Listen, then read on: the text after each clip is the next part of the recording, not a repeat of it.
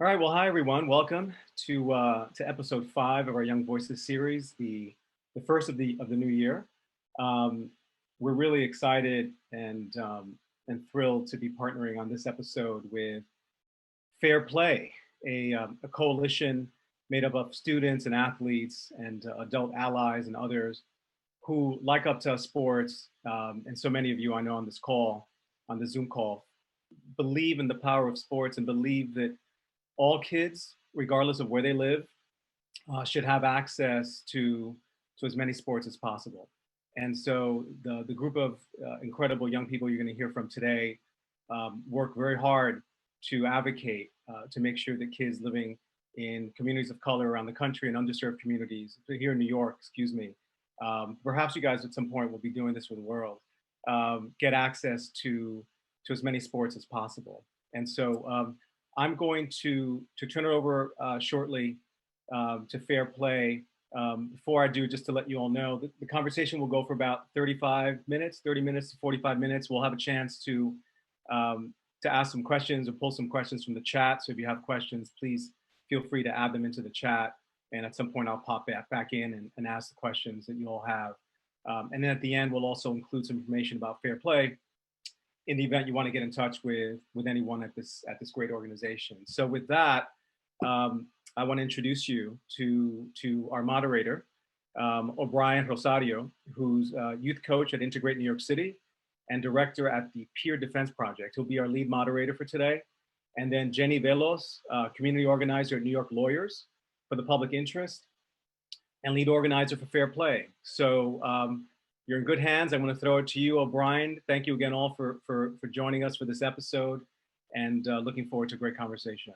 So over to you, O'Brien. All right. First of all, just want to thank Up to Us Sports for this opportunity. The Fair Play Coalition is so grateful to be here in space with you guys. And we just want to continue to speak about the issues that really matter to us and the issues that we advocate for. And the Fair Play Coalition is a coalition made up of students, advocates, adult allies, etc., that are dedicated to ensuring equal access to sports in New York City public high schools, especially to those that are majority Black and Latinx. In the 2018 school year, we found that more than 17,000 Black and Latinx high school students had zero access to school funded sports teams. And on average, Black and Latinx students in New York City have access to fewer than 10 sports teams in their schools compared to students of other races. And we believe that every student should have equal access to athletics regardless of the size, location, or demographic makeup of their school.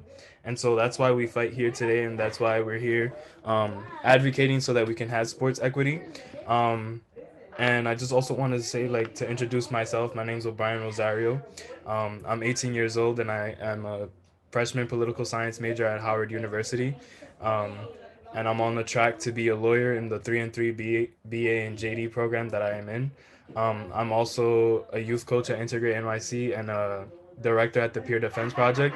And a lot of this work that I've been doing I've been doing it for years because I used to run track at my school, and I had access to 40 plus sports teams. But like I said in the intro, there's 17,000 in 2018. 17,000 Black and Latinx students had zero access, and because I identify as a Black and Latinx student, the fact that so many of them, people that look like me, didn't have access, but I have access, bothered me, and that's why I'm here fighting for it today.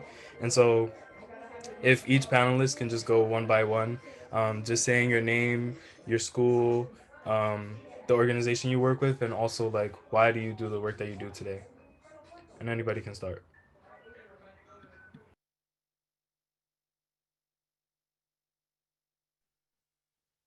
My name is Kadija Kone. My pronouns are she, her. I work at Fair Play and Integrate NYC as a youth coach and director. And the reason why I started to do work with Fair Play is because I'm one of those students who didn't have access to sports. My school only had two sports teams, PSAL, and they were table tennis and rugby. And rugby isn't like a sport that's like really popular or like something that like people do often. So like it was something new that I started and like joined, but we didn't have a field. We didn't have any like we didn't have like the resources to accompany having that PSAL sport. So we had to like go out of our way to like different fields around Queens to actually play the sport. While other people like Obrian, for example, have 40 plus sports, I only had two options of PSAL sports. So that infuriated me. And it's also like not just me who experiences that, it's like thousands of Black and brown kids who experienced that. And my school was majority Black and Latinx. So when I found out that the reason why was because we're Black and Latinx, it kind of like sparked something in me to like want to change that.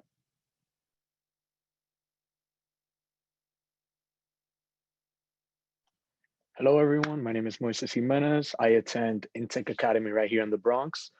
How did I get involved with Fair Play, or why did I get involved, we may say? I'm one of those students that does not have a boys volleyball team. I play volleyball. I play in a club. I used to play for Legacy, which that's where I met Fair Play. I play now for CJVA, which is in Jersey, which is a really big commit because, as you know, I'm from New York. I'm from the Bronx, so it's really hard to travel and stuff. Though I actually wrote a petition in my school because my school has a girls team but does not have a boys team. It ended up getting denied twice. That did not stop me, so I got into it more, and we're actually going to start one in the upcoming year, and that's why I got involved with Fair Play. Hi, my name is Alexandra Stevens. I am a senior at Park Slope Collegiate in the John Jay building. And I got involved, one, thanks to Obrian because he reached out to me. But I guess the real reason why I joined was because my school used to, I think for most of my high school career, we only had 4 sports teams. And I can get into more about the logistics about why that's wrong later. But there was only 4 sports teams. And like the speaker before said, there was a girls volleyball team, which I was a part of, but there was no boys volleyball team. And so there were a bunch of different sports that we couldn't have access to, but another school in our same campus had access to it. My school is predominantly Black and Latinx, and that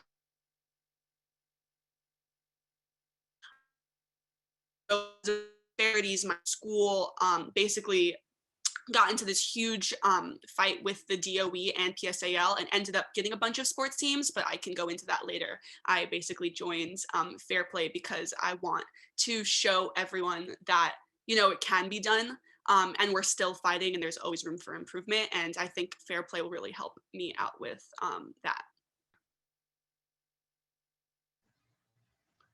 Hello, everyone. My name is Josiah Ramasar, and I'm currently a student at Borough Manhattan Community College, and I'm a part of Fair Play and Integrate NYC as a director and youth coach. And the reason why I got involved with Fair Play is because I was privileged and lucky enough myself that my school had about like 30 to 40 sports teams, I'd say. And before I was on these sports teams, actually, I had like terrible grades. I wasn't doing well for myself. But then after I got involved with the basketball team in my school, then like that kept me on track, and like I only went up from there. So sports definitely play like a huge role in student success and all of that. I want to make sure students that look like me are given those opportunities and resources in their schools as well, because it's not fair that one school is having all of these sports teams while the other schools are having little to none. And yeah, I'm happy to be here and answer these questions today. Hello, my name is Devon Longley. My pronouns are he, him, his, and I go to the Bronx Academy of Letters. I am a director for Integrate and Fair Play. The reason why I joined Fair Play was because I found that, you know, it's really unfair how, you know, Black and brown students have to suffer, you know, staying in the dark about having to about I'm sorry. I've when I found the disparities about sports equity, I was enraged. I was really mad about how I'm sorry. I was really enraged about this. And you know, thinking back, in my middle school, I didn't have any sports teams. All I had was track and field. And And in my high school, we only have about 8 sports teams, and we have a really bad facility. And we don't get any resources. My teacher has to scout out for these resources, and you know, it wasn't good. So for me to fight for sports is a lot larger than myself. I'm not fighting it just for me. I'm also fighting it for the students around me.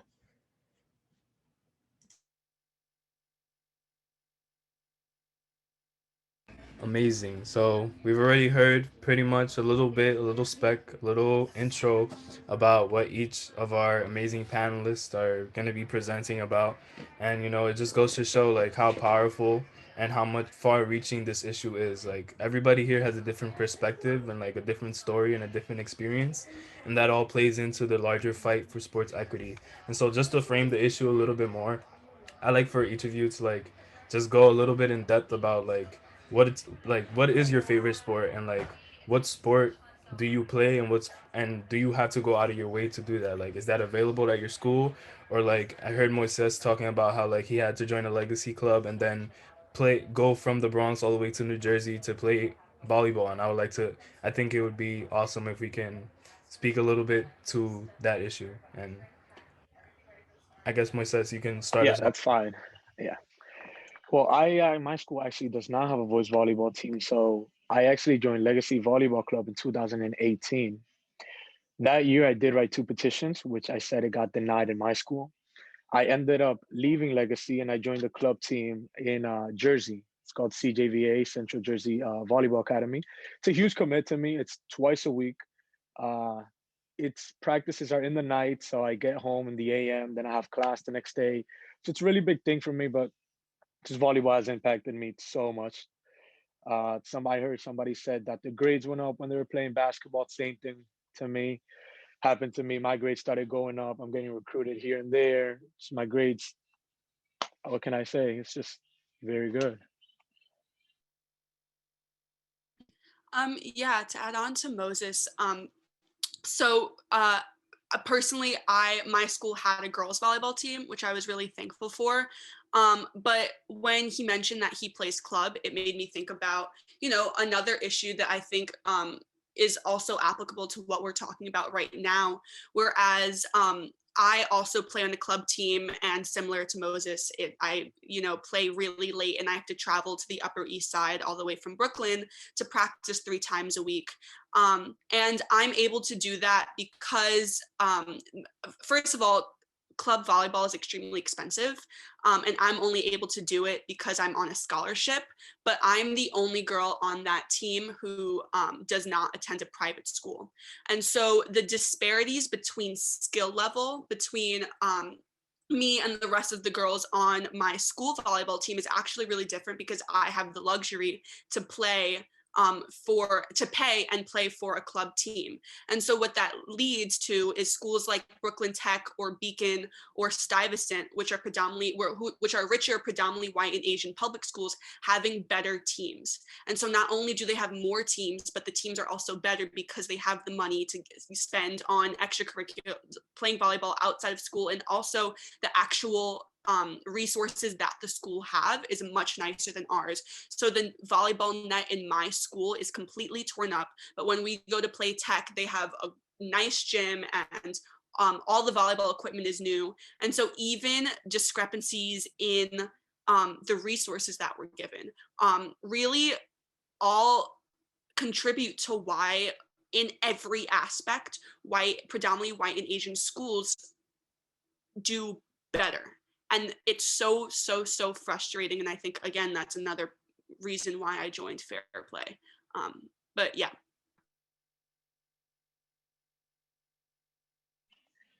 To add back to what Alexandra said, club is very expensive, like very, very expensive, especially in Jersey, because that's where most of the white people live in.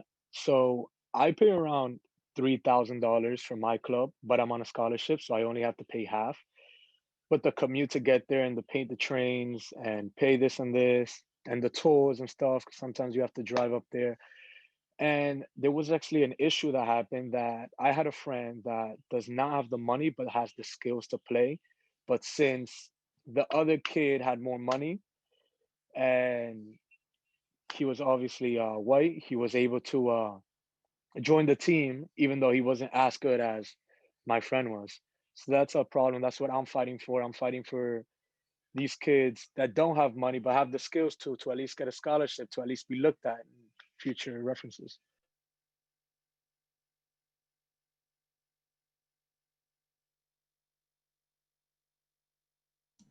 Yeah, adding on as well, like as I said previously, I was on my school's basketball team for a short while before I did get injured. But I feel like having sports and me being on that basketball team, it did like way more than just bring up my grades as well. It also like gave me a sense of community that many Black and Brown students don't have because of like other external um, hindrances or boundaries in their lives that really affect us like on a daily basis. So like I was so lucky to have that basketball team in my school and like have those people there to bring me up. And like PSAL also has like some rules saying like you must pass at least a few classes, like a majority of your classes to stay on the team. And that was also like a big booster for me because when I wasn't on the team, what other motivation did I have really to stay in school and do well? Because I didn't feel like I was good enough. I didn't feel like I was worth it. But then seeing like these opportunities come my way from sports that really like helped me dig up from that hole, that helped me get up from that hole that I was digging for myself, basically. Fortunately for me, one out of the eight sports that were in my school was baseball, and since my freshman year, I've been playing that ever since. And throughout that time, I kind of learned the sense of community and how to play along other teammates, even though you don't necessarily agree what they say or do. I learned to like kind of accept the people who were around me, and with that, baseball became one of my favorite sports. And you know the reason why another reason why I'm fighting for sports is so that students could have that sort of experience, because in my opinion, I grew a lot as a person because of it. And taking that away from students, or not giving the chance to students for that opportunity, is upsetting. That's why I figured I joined Fair Play, so I could fight for that. So when I was in high school, I joined one of the two PSL sports, which is rugby, which is a sport that's like popular in Europe and like not really in the States. But I joined it just because I wanted to like have a sport to play, and luckily I really enjoyed it and I found community in it, and it was good exercise and a good stress reliever. Um, but it's like not everybody wants to play rugby. People want to play basketball and soccer and baseball, and we didn't have those options. We literally only had rugby and table tennis. So like even though I enjoyed it, other people at my school didn't play sports or did other like club activities indoors that were like more artistic rather than having sports outdoors, which was a major issue because if it was like you had to like go out of your way to like do sports in the city, or sign up or pay for it instead of just having those resources in schools in the first place. um and I think that that really like kind of hindered a lot of people's high school experience, because sports is such a big part of high school and community and school spirit. And we kind of didn't have too much school spirit because the only sport we had was rugby, and you were only into it if you were a rugby player. So I saw those effects of my years, and it really upset. Yeah, thank you everybody for sharing that. I also want to ask, like, Khadija, you went into like talking about like school spirit. Like, did your school have any school spirit? And like specifically, I also want to ask like Alexandra, I know that in your school, like you talked about only having four sports teams. Like, did your school also, you only had four sports teams, but like did your school also have like the facilities for you guys to be playing? I know you talked a lot about like the resourcing and the things that go into that. And anybody else can also talk about like what, how many sport, like let's really like highlight, like there was only four sports teams. Let's talk about that. Let's talk about how many sports teams you had, what were the facilities like, what resources did you have, and did you even have school spirit in your school? So for my school, we definitely did not have any type of school spirit. Sometimes people would come to the rugby games, but only when they were like really big tournaments and matches, and it was because they were supporting their friends. It was less because we were a community as a school. My school was pretty small. We had a shared building, so there was three other schools with us, so it's four different floors, and we had one floor. And along with that one floor, we had no auditorium. Our gym was very small. Um, Outdoors, there was a basketball court like for a recess, but there was no field. There was no space to really play rugby, which was like the only PSAL sport that was physical. Um, so school spirit was really low, and they tried to like have a basketball club, but that was also something that students had to like go out of their way for because it was located somewhere else. Nothing could be like at the school because there was four other schools. Other schools had things planned out in the courtyard. um there weren't enough resources for like actual like pep rallies or anything like that. So like we actually like sat on the floor for a lot of our what's it called, a lot of our meetings, school meetings. We like sit on the floor of like the lobby, and it was just like a regular normal thing that we normalized. But like looking back at it, it's just like that's unacceptable when like people there's people who get to go to school with really big auditoriums, fields, all types of sports that they want to play. They can create any sport, and there are no physical limitations. I think that my school would have been able to like have more sports and more school spirit if the actual building had um, the capacity to do those things, as well as have more PSLs. All right. Well, my school only had 9 sports, and our school spirit was like very big because our school is not that big.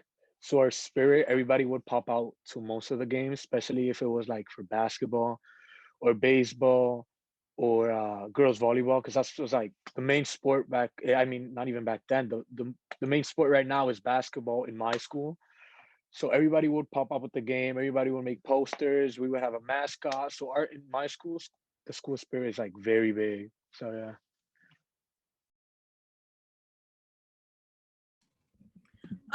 Yeah, okay. I don't want to talk for too long, but there is a lot of I think context that needs to be put behind my story before I start to really tell it.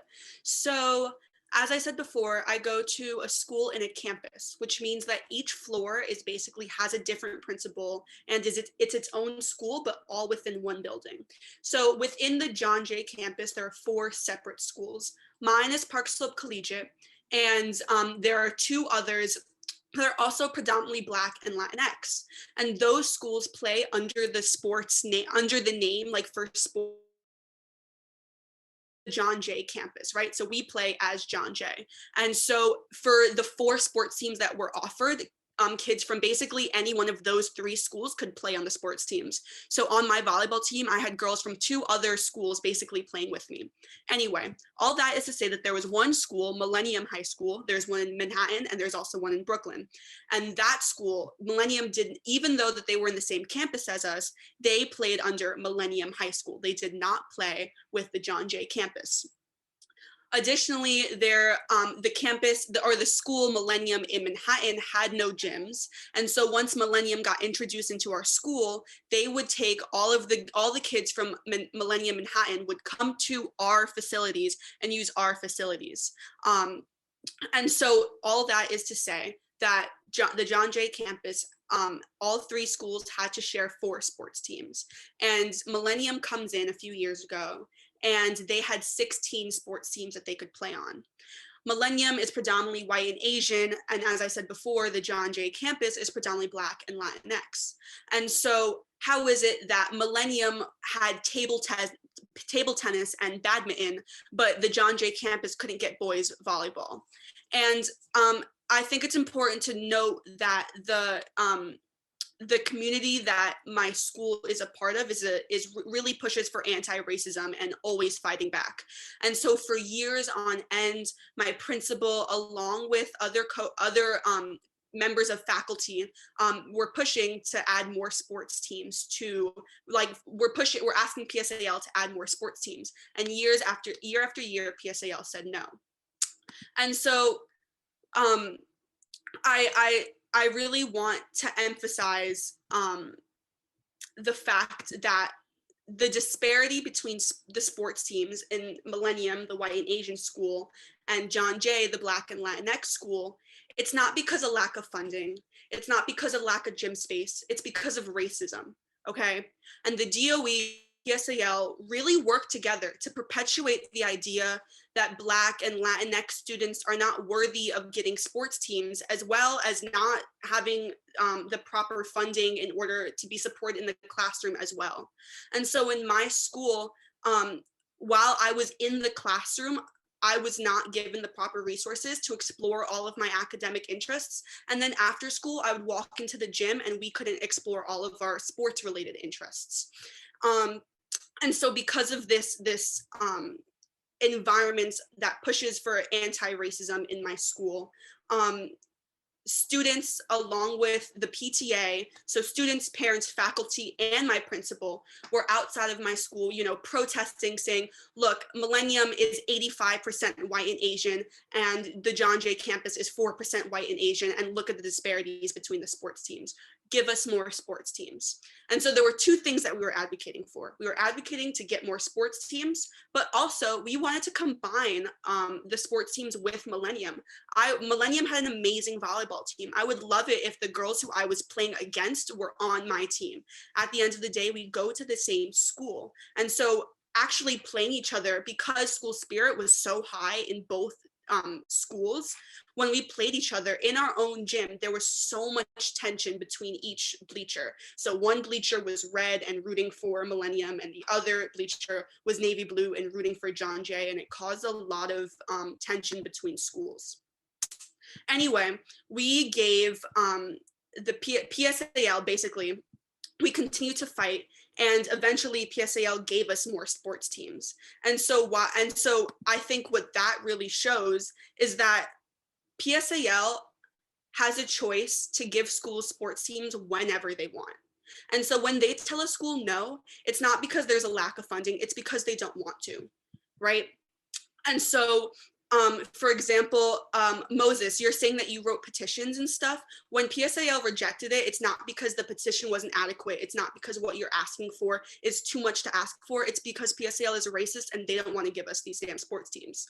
And it makes me so angry. And I really try to go about it in a poised and like elegant manner, but when I start to talk about this, it gets me so angry. And it's really hard to do that when for years on end, Black and Latinx students are not given the resources that they need.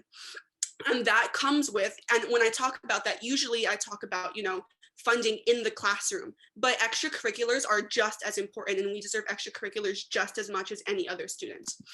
Lastly, because my school was advocating for for the sports teams to combine our school and Millennium, that is where PSAL drew the line. And so when we started to advocate for that, there were two things that we were calling for, like I said before, for us to combine the sports teams, and if that didn't work, for us to add more sports teams. So when given the choice between integration, of course, PSAL chose to give us 9 more sports teams because integration scares them so much. And so my principal and coaches had been asking for more sports teams for forever, and PSAL ignored them. But what PSAL could not ignore was a multiracial group of angry students, faculty, and parents protesting outside of our school saying that we need unity and we need more sports teams. And so now we are currently in the process of fighting to add to combine Millennium and the John Jay campus, but as of right now, that was our first win. You know, we got more sports teams now. We have boys volleyball along with, you know, soccer and a bunch of other things. So I guess the main point that I really wanted to, I guess, get across is that it can be done. And as students, I think that we tend to really downplay the impact that we have. but it cannot just come from admin, because obviously my principal wanted more sports teams and PSAL rejected her. But PSAL cannot reject 600 students telling them that what they're doing is wrong. And so I think unity, especially multiracial and multicultural unity, will get us, you know, the equity that we deserve.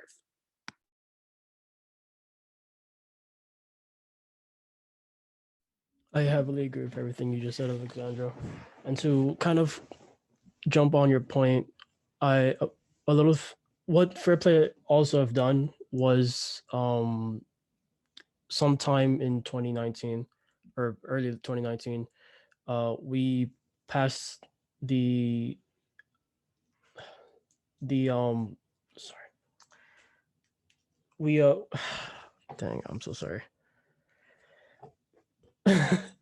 we passed Intro 242B, which is a bill so that PSAL and the DOE has to give information on these schools that they on kind of like on how they fund schools, right? What sports they give schools and how they go about it.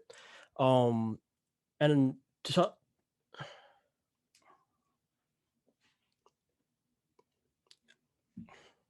I'm sorry.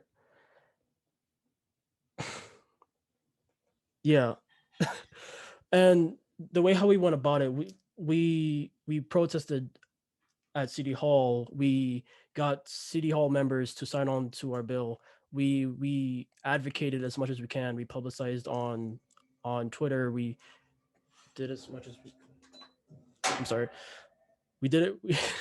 We did as much advocating as we could. And May May May 19th, I believe, is the day when we heard it was passed. I'm sorry, I can't really say much about it. Don't apologize. You captured that perfectly. Um, I guess this is a perfect transition now just to talk a little bit about like what the Fair Play Coalition has done and what we plan to do. Um, we have a whole rap sheet of everything that we've done. In December 2018, we did a lobby day in the New York City Council, which was a lot of with Devon was talking about, where we were talking to our city council members, and we got that bill passed, Intro 242B, which passed unanimously at in the city council in May of 2019. And we also had the Bronx Borough President recognize Fair Play for our work in May 2019, as well as in June 2019. Students from the Fair Play organization got flown out to California to be to receive the Billie Jean King Award for our youth leadership at the ESPYs. In 2020, we put together a sports summit, which brought together different organizations from around the city that work to mobilize across this issue. And we also presently have a litigation that's actively against the DOE. And I don't know if this is the moment where Moises and Devon can talk about that litigation, as they are our lead plaintiffs on that.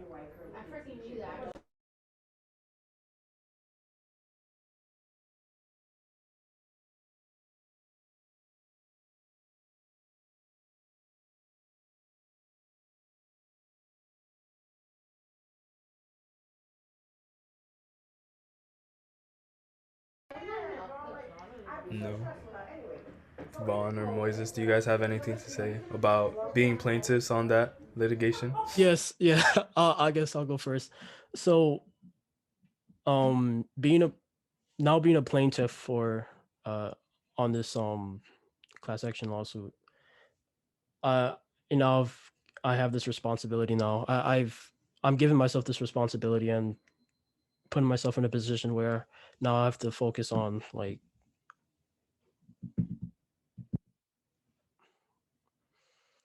I am what am I gonna I'm trying to put myself out there so that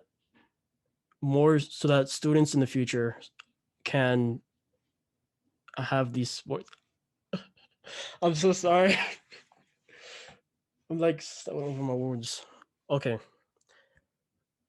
Because I'm a plaintiff, I have this responsibility to make sure that in the future students of color can have sports, right?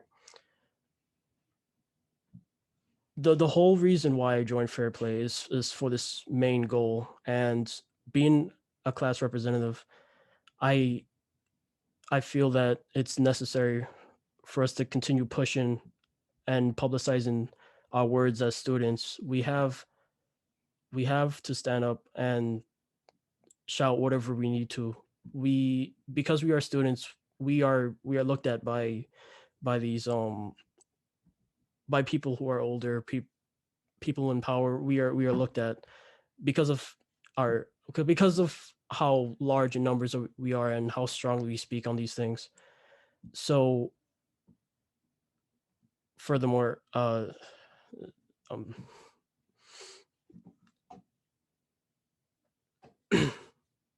yeah, yeah. Well, for me, I wanted to show. Uh, I actually wanted to show a lot of leadership. I wanted to influence those voices, those young voices that do not have a voice to stand up for themselves. I wanted to be an advocate. I want to talk for those that are shy. I want to talk for those that pretty much have nothing to say. So pretty much what I do is I talk to those in my schools that even though they disagree with what's happening, or they agree with what's happening, I just combine voices.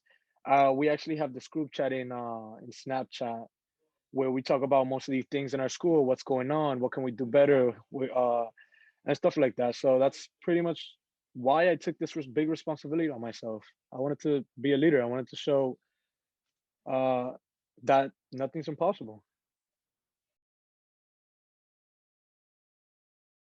Right, that's amazing. Like you guys, I don't think you realize it, but like you guys are literally like lead plaintiffs in a litigation against the DOE, and you're like representing Black and Latinx students across the city, and the power that you guys hold and wield, especially like the both of you, like you guys are so inspiring and awesome and amazing, and the work that you do is like completely valued, and you represent the Fair Play Coalition, and you represent Black and Latinx students everywhere. And with that being said, I also want to like ask you guys, what else do you think, like, what other ways do you think, or like, how do you see sports equity being brought about, and like, how can we fight for sports equity so that these issues can no longer exist in the DOE and in the PSAL?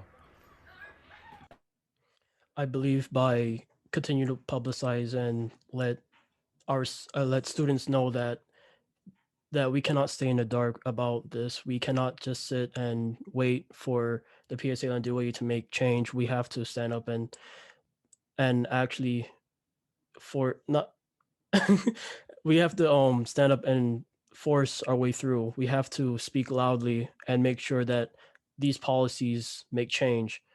Um we have to make sure that schools, teachers, any spokesman is talking to their and also talking to parents about these sort of things. Making sure that everybody knows about these inequities and make sure that it's solidified around everybody. All right. Well, in my opinion, I think we need to expose those that are doing wrong and give proper values to those that are doing right. What I mean by this is we need to bring everybody together. If you disagree with something, give your points why you disagree. If you agree with something, why you agree. I like everybody. I would like everybody to come together. That's my point of view. Yeah, adding on to Devon and Moises, like before I joined Fair Play and these other organizations, I was so unaware of all these inequities that existed throughout schools. And I definitely did not think that it had to do with like the DOE and PSAL being racist against students at all. But after like analyzing this data and being involved with these youth groups, then I like saw the truth and I was exposed to it. And like a lot of times those that are in power, whether it's our teachers, administrators, the DOE itself, PSAL, they try to silence students purposely because they know that like if we organize and come in numbers that we could, I wouldn't say overthrow them, but yeah, I guess we could overthrow them in a way and take these positions one day and like make sure that our schools are more equitable throughout funding, throughout sports, throughout all these other after school activities as well. And like putting that pressure on them like every year, every month, every day of our lives, that could like create some real change. So I definitely agree with like spreading the word, whether it's like through classes, maybe. I know we're virtual now, so it's kind of hard to do that. Spreading it through emails, making clubs about it. Like there's so many things that this message could be spread through social media as well. Like those are just some examples. Yeah, I think that growing our base is so vital to a successful fight. I think the more people, the better, obviously. But also, I think that continuing to talk with one another and learn from each other is really the most important thing that we can do. I think that to Josiah's point, I know so many people who have no idea or have not made the connection between the lack of sports teams in Black and Latinx schools and racism. And I think that studying racism and classism and sexism and the intersectionality between all of them really will allow us to understand how purposeful the lack of sports teams is to contributing to the school to prison pipeline. When there is a lack of extracurriculars that are given to Black and Latinx students, along with an idea that Black and Latinx students are not meant to excel when given challenging academic work, that combination leads to a lack of self-confidence. And with that comes distractions from other things or resorting to activities that can easily be avoided with confidence in the classroom and with proper extracurricular activities.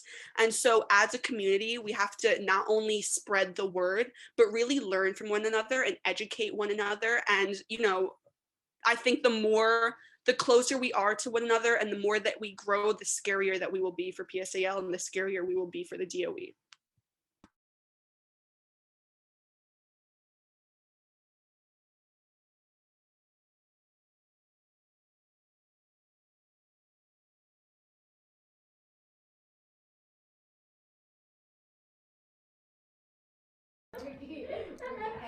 Kadija, do you have anything to add? I feel like I would just echo what everybody else said. Um, I think the first step is definitely getting people aware and knowing about um, their conditions and really realizing how racism plays a role in their life, even like the smaller things, which is not small, but like it seems like small to them because they don't realize that it's so purposeful.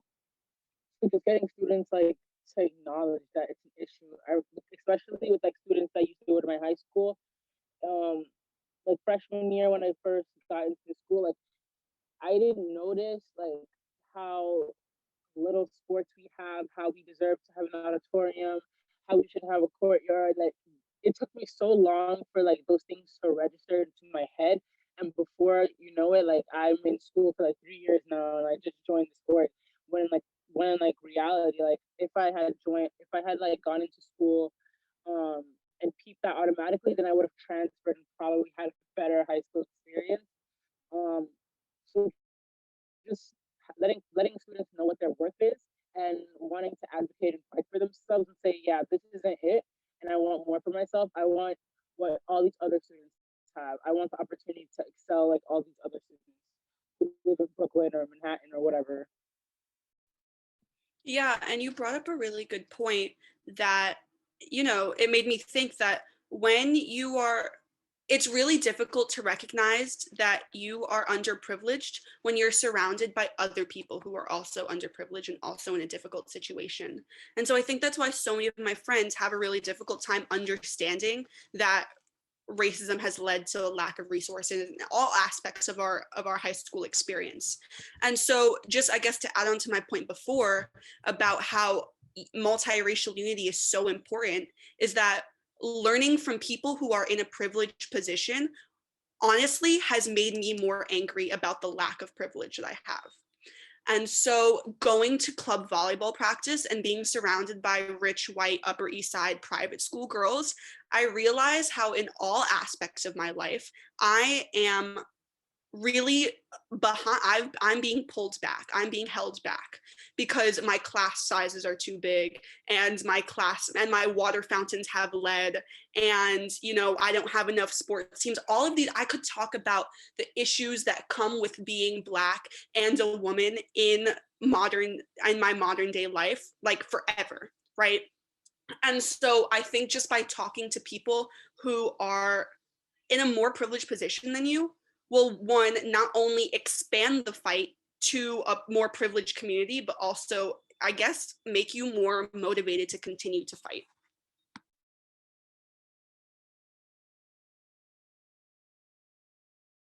Yeah, thank you guys all for bringing that up. That was all like really inspirational and motivational, and like seeing how you guys are already so young and we're also young taking, up this fight. I also want to ask, like, what do you see yourself doing in the future? Like, what's your vision? What are your life goals? Like, where do you see yourself? And like, anybody can start that off, but sport, we recognize the benefits of sports and how um great they are, but we also want to know like more about you and like who do you plan to be and who are you, what is the goal and where are you taking yourself? All right. So, as you know, I am a senior. I am looking to actually play volleyball in college. So, and I'm obviously trying, I mean, mostly for my academics. I'm trying to go mostly from academics. If I can play volleyball, that's good. That's why I'm getting recruited. So it's like half and half there. Well, I'm trying to be a exercise science major in college, and I want to be a athletic trainer. So I still want to be involved with volleyball. If it's here coaching a club, if it's here being athletic trainer for a pro team. I am actually looking for colleges outside of New York City. I've been here too long. I want to advocate somewhere else. I actually want to get out of New York City. So I'm looking at the big states like California, North Carolina, schools like that. States, really big states. That's where you can have a voice and stuff like that. Yeah, that's what I'm looking for in my future. So I've been playing baseball since freshman year, and I'm looking forward to playing. I'm also looking forward to playing that in college or anytime ahead of my career, I guess. But also, besides playing baseball and advocating for sports, I am also an artist. I love to draw, and it's one of the things that I do a lot. And it's actually something I'm trying to go to school for.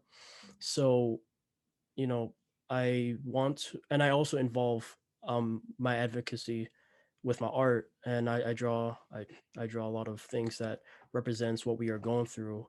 Um, and that is something that I look forward to in my future is still, advocating for sports, but also using my art as as a representation of my commitment towards this movement.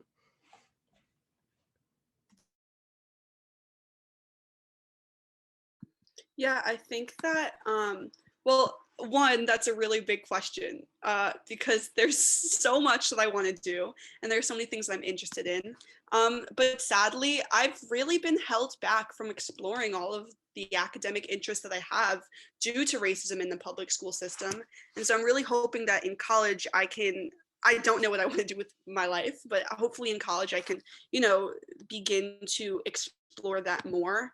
I'm a senior, and I've applied to mostly PWIs, which are predominantly white institutions, because I really hope that when I'm at college, I can help educate the community there on racism and help build their empathy with underprivileged people. I think that there is a lack of diversity in a lot of elite colleges, and no matter where I go, I'm going to give them a hard time because there's always room for improvement.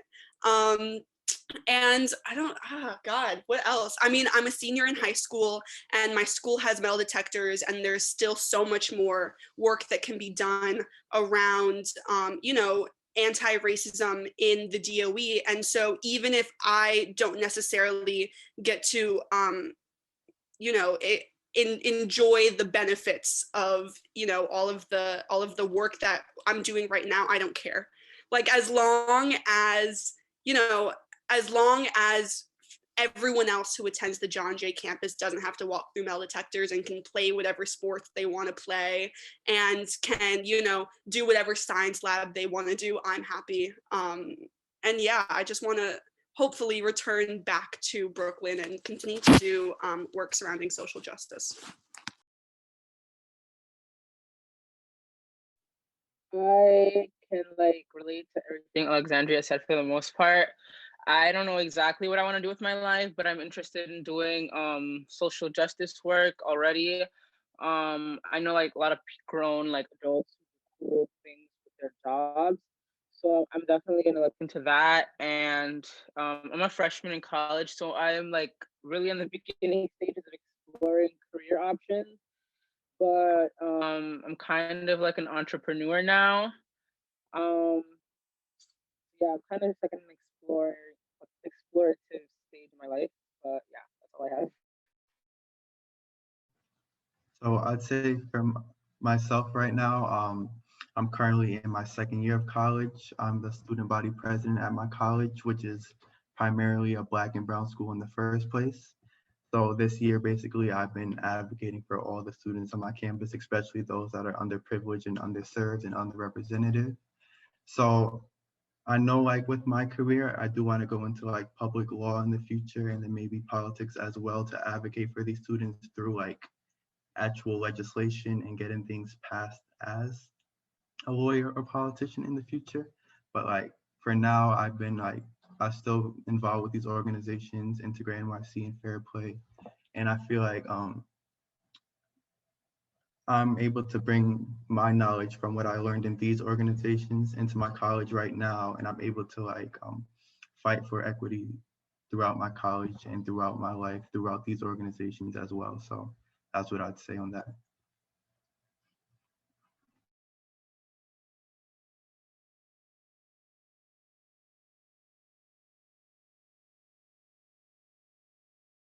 Awesome. I know. I mean, I guess I could talk a little bit about myself, right?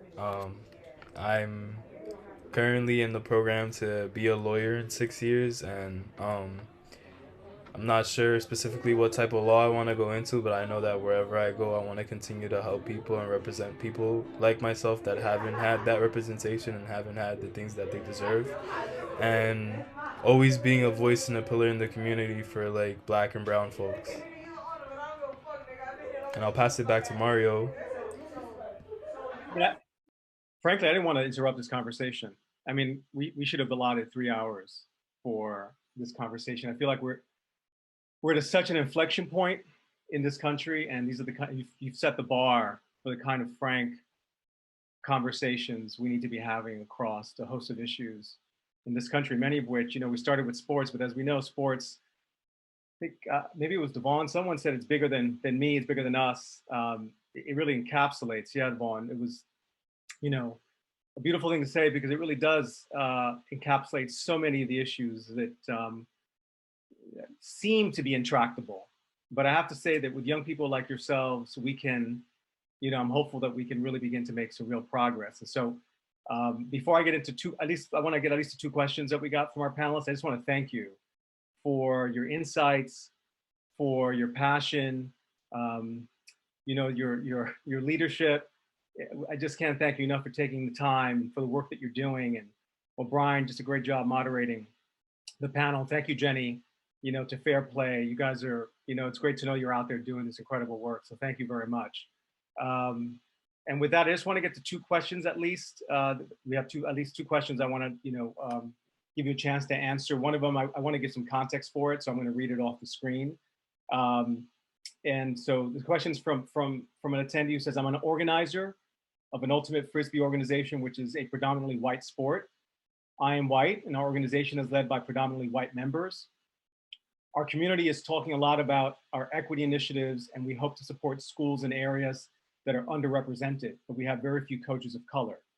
Do you have any thoughts on how to connect with communities of color so that we can offer playing opportunities to those players? So I know it's a long intro, but let me know if you want me to repeat the question. I don't know who wants to take it first. Yes, can you repeat the question? Yeah, so the question ultimately is, do you have any thoughts on how to connect with communities of color so that we can offer playing opportunities to those players?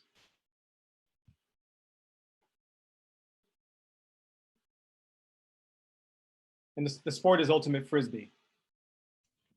I believe reaching out to probably local schools that don't have the sport, or predominantly black and brown students, schools that don't have the sport. I think reaching out is one of the main things you can do. Yeah, I think also a lot of times when there are sports that are predominantly white and Asian, it is because um, of how expensive they are. And I don't know the expenses of Ultimate Frisbee. Um, but I know that if for whatever you do, if you can figure out a fundraiser and then sort of have this, an opportunity for kids to, come and play. Just to get into the sport or try the sport out, that would probably, attract a lot of people. And I guess to reach out to them, like Devon said before, reach out to schools personally, especially public schools.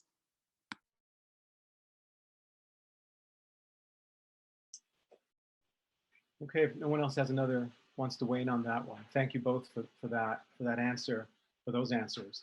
I want to get to just one last question then. What are you reading, and what resources are you learning about these issues from?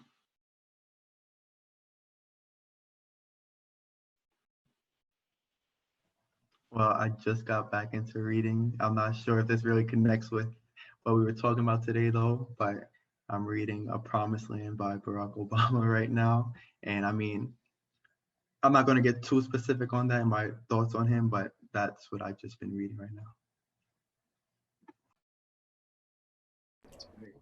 I can jump in on this one. I've been reading The New Jim Crow, which talks a lot about mass incarceration. And I've also been reading, I'm looking at it because I have my bookshelf right there, A Third University, which is what I'm going to be getting into, and talks about a lot about like education and like the university. But I also think that to like answer your question, like how did we learn about these issues, we didn't have to read anything. We didn't have to read a report or read a statistic. We were black and brown students in these schools, and these were the experiences that radicalized us. Like, we didn't have to read a report by the UCLA that told us that New York City is the most segregated school system in the country. We literally go through the most segregated school system in the country. You know what I'm saying? Like, and like for me personally, like I had the privilege of going to like Brooklyn Tech, which is a specialized high school, and that granted me access to so many resources, and I had access to 40 plus sports teams.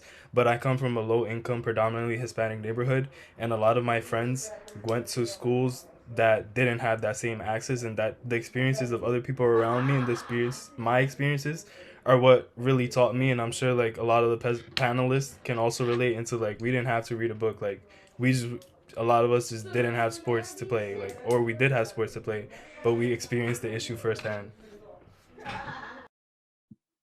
Also, I really enjoy reading a lot of different newspapers that help report on these things. There's been a bunch of reports on what's been happening at my school by like the Daily News, New York Times, whatever. Also, Challenge newspaper by PLP has really always, I think, adds a really important class analysis on a lot of the issues that we're facing. And it's helped me develop a lot of my politics. So plp.org.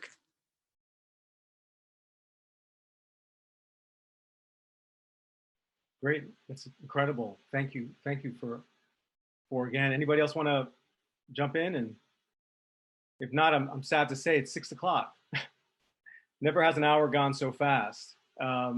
Jenny, I don't know if you want to say anything about fair play and these incredible, advocates you have as part of your team and Fair Play's team, and before we sort of close the show. Sure. I think the Fair Play youth said it themselves. We are a coalition that's fighting to make sure that all public school, high school students have equal access to sports. And these are our students who are driving that mission, who are driving that fight. They lead us in this fight. They know they're experiencing it. And as everyone can see, their voices are super powerful.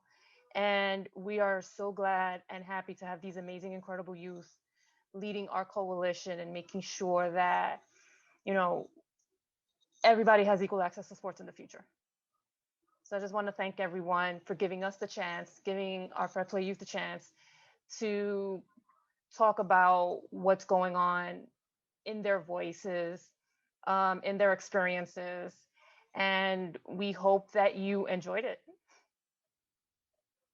Well, you know, I'm sure I can speak for all the attendees that we really want to thank you again for your time and for all of your hard work on these important issues. And I want to remind folks that in the chat there is a link to Fair Play, so you can learn more and contact folks at Fair Play and join them in their efforts. So thank you again, and you know, I think we're going to be thinking a lot about this conversation for days to come. Take care. If I can add just one more thing. Of course, Jenny. Obrian wrote an amazing op-ed piece in the Daily News yesterday, so people should really check it out. It's talking about the inequity of sports. It's talking about the impact COVID has had on after-school sports. And it talks about how whenever we return to a new normal, that there should be a more equitable redistribution of resources, and that the PSAL should really think long and hard about how they want to change the system and how they want to make that system more equitable. Thank you, Jenny, for adding that. And we had that in the chat, but thank you for mentioning it. Brian, it's incredible. I'll get a chance to read that. The other thing, Jenny, I forgot to mention is that you'll be having your own sort of conference coming up in the next few months. So again, we'll make sure that we promote that we keep people in the loop on that. We're looking forward to participating ourselves. And so yeah, but that again, we'll make sure that once you have more information, we get that message out. So thank you. I'm sorry to say goodbye, but I have a sense we're going to be in touch again on a number of fronts. So thank you again. All of you stay safe and healthy. And thanks again for everything. Thank you. Bye. Thank you. Bye.